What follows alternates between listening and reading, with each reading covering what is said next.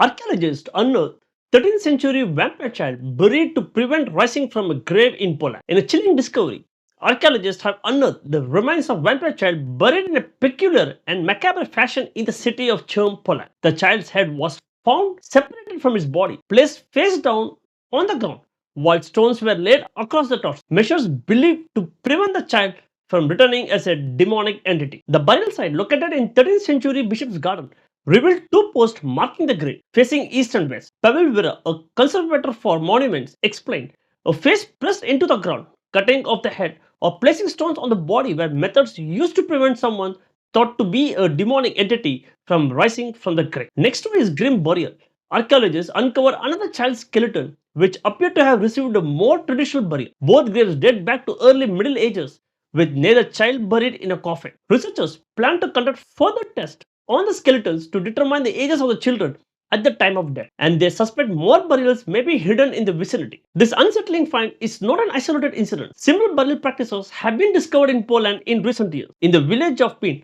another child vampire was found buried face down, with a triangular padlock attached to his foot, believed to prevent the deceased from returning to the realm of the living. Darius Polinsky, an archaeologist from Nicholas Copernicus University, noted that being buried face down was thought to make the deceased bite into the ground, rendering them harmless to the living. Elsewhere in Poland, near Lazino, a mass grave containing nearly 400 bodies was uncovered. Many of these remains had been decapitated, the skulls placed between their legs, and coins inserted in their mouth. Rituals believed to prevent a vampire curse. Mrs. Kromsky, another archaeologist, explained that decapitation was used when it was feared that dead might return from the grave and harm the living. Stromsky added that in roughly 30% of the graves uncovered, bricks were placed near the skeletons, legs, arms, and heads as further precaution. Myths about the undead, particularly vampires, date back to the 11th century in Central Europe. People of the time feared that the dead could rise and terrorize the living, and burial practices like placing skates through skulls or decapitation were believed to ensure that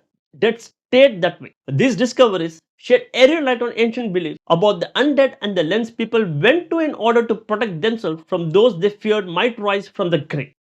Thanks.